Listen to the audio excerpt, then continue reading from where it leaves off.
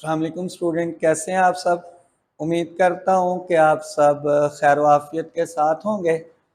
आज हम जो है वो क्लास 9th का चैप्टर नंबर 16 और 17 जो हमारे दो चैप्टर रहते हैं, आज हम वो करने वाले हैं।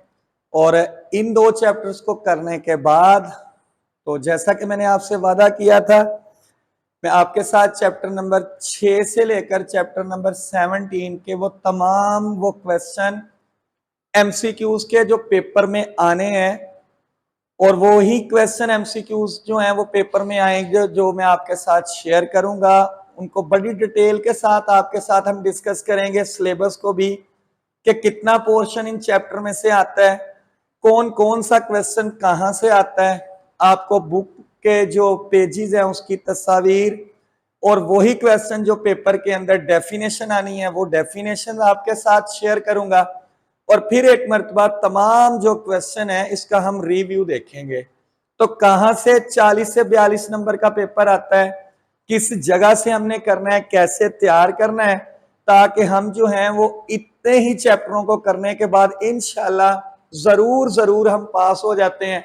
और वो बच्चे जिन्होंने पूरे नंबरों की तैयारी करनी है वो कश्मकश में रहते हैं, उन्हें बड़ा मसला बनता है कि हम चैप्टर नंबर 6 से 17 तक क्या क्या चीजें करनी है, क्या नहीं करनी।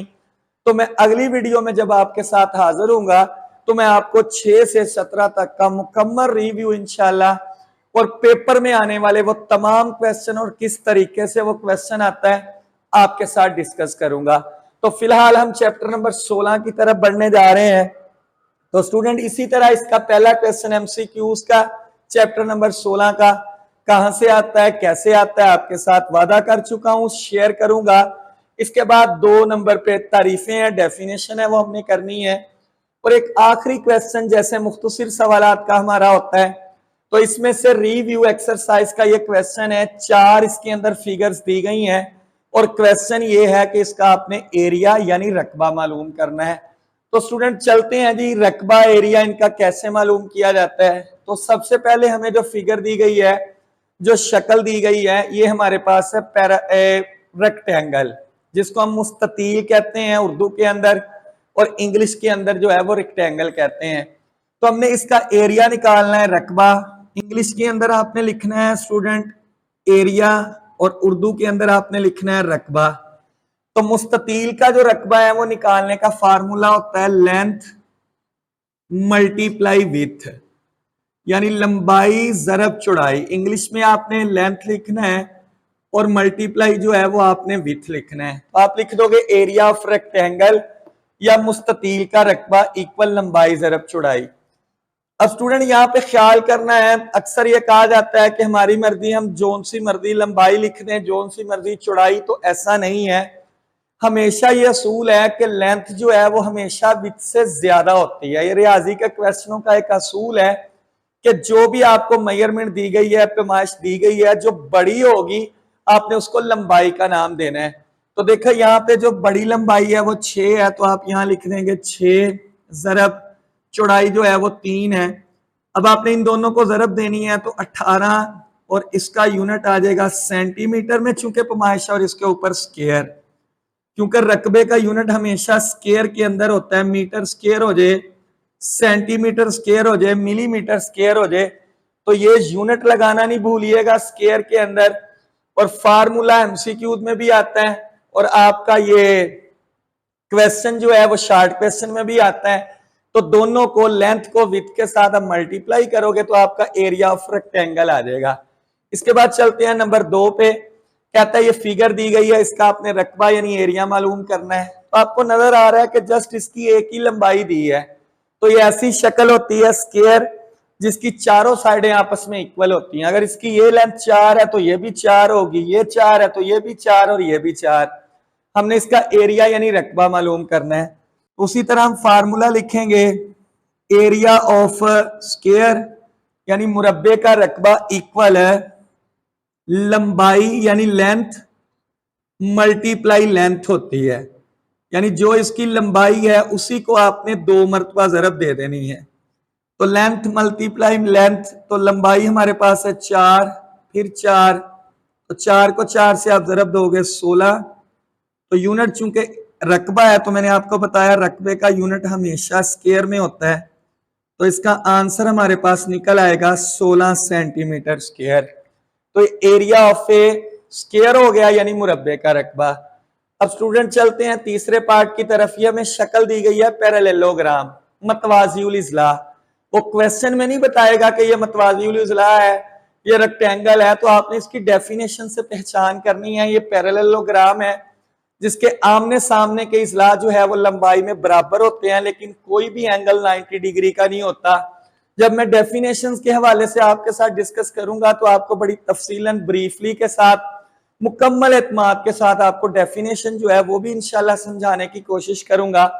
तो यहाँ पे हमने इसका रकबा मालूम करना है, तो आपने लिखना है जी मतवाजिउल इज़्ला का रकबा यानी एरिया ऑफ पैरेललोग्राम इक्वल, ये हमारे पास होता है इर्तफा ज़रब कायदा या आल्टीट्यूड इंग्लिश में मल्टीप्लाई बेस, या कुछ किताबों के अंदर किसी जगह इसको परपेंडिकुलर भी लिखा जाता है, हाइट भी लिखा जाता है, लेकिन इसका जो असल वर्ड है वो आपने आल्टीट्यूड ही लिखना है। उर्दू के अंदर इर्तफा, हाइट भी ठीक है, आल्टीट्यूड भी ठीक है, लेकिन आप इसके फार्मूले में लिखेंगे आल्टीट्यूड, यानी उर्दू के अंदर इर्तफा और इंग्लिश के अंदर आल्टीट्यूड।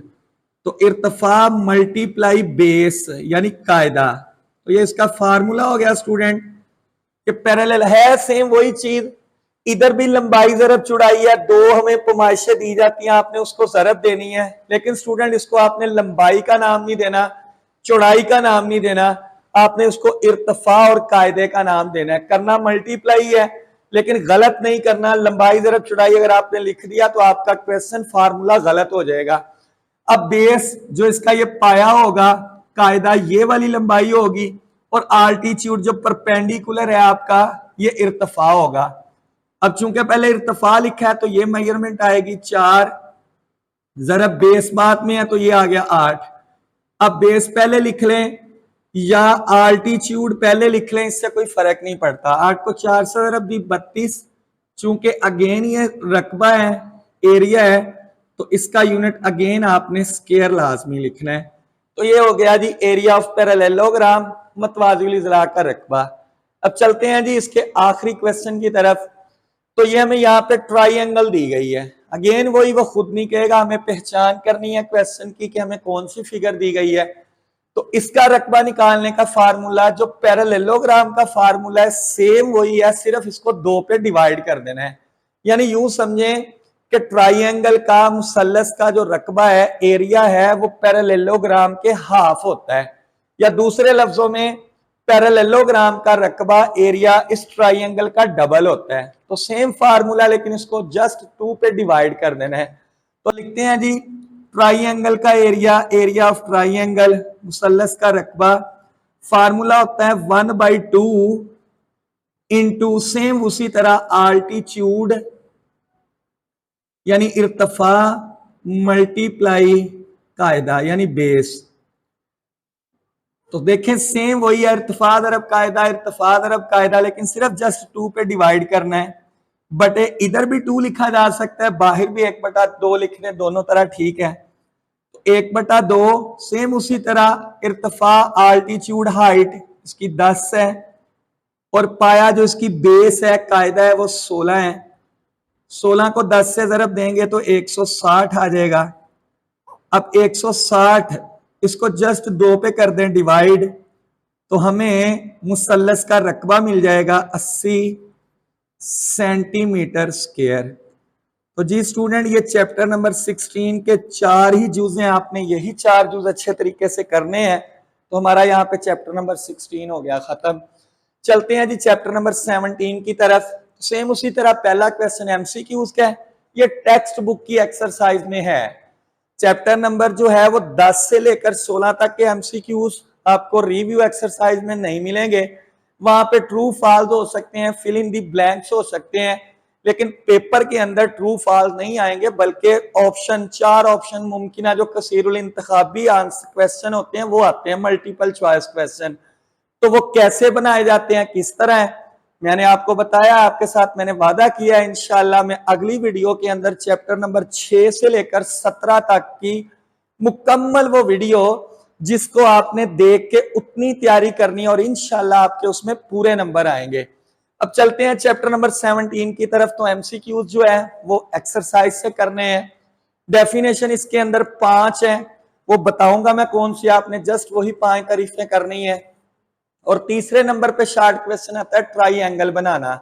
क्या आपको साइड देगा ए बी लाइन सेगमेंट इतनी है, बी सी लाइन सेगमेंट इतना है, सी इतना है, तो उस ट्राइंगल बनाएं। यानी इस चैप्टर में से भी स्टूडेंट 2 क्वेश्चन आते हैं, बाद का दोनों डेफिनेशन आ जाती हैं, और अक्सर औकात जो है वो एक डेफिनेशन और एक शॉर्ट क्वेश्चन ट्राइंगल बनाने का आता है। तो चूंकि ज्योमेट्री के साथ इसको बनाना है, तो ये इस चैप्टर की जो ये क्वेश्चन है, ये पोर्शन है ट्राइंगल बनाना, ये मैं अगली वीडियो में जो चैप्टर नंबर 6 से 17 तक का सारा आपको रिव्यू देना है, उसके अंदर आपके साथ डिस्कस करूंगा। तो इस तरह हमारा जो पोर्शन है चैप्टर नंबर 6 से लेकर चैप्टर नंबर 17 तक, ये हमारा हुआ इख्तिताम पजीर। जो हमने चैप्टर वाइज चैप्टर या आज 2 चैप्टर की ये वीडियो आपके साथ चूंकि छोटे चैप्टर थे डिस्कस किए हैं, तो इंशाल्लाह आप इंतजार कीजिएगा कुछ दिनों तक।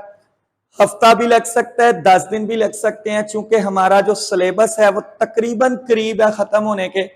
पहले 4 चैप्टर जो हैं वो हमने करने हैं लॉन्ग के लिए, जिसके अंदर से 4 जुज जो है वो आने हैं। कैसे आने हैं ये भी आपके साथ एक मैं वीडियो के अंदर पैटर्न रियाजी का डिस्कस करूंगा, और आपकी इंशाल्लाह मुकम्मल जो है वो तैयारी होगी। और फिर आपको तमाम तरीकाकार और आप ये तसल्ली रखेंगे कि हमने पूरे नंबरों की तैयारी किस तरह करनी है। मुझे अगली वीडियो तक दीजिएगा इजाजत। अल्लाह हाफिज।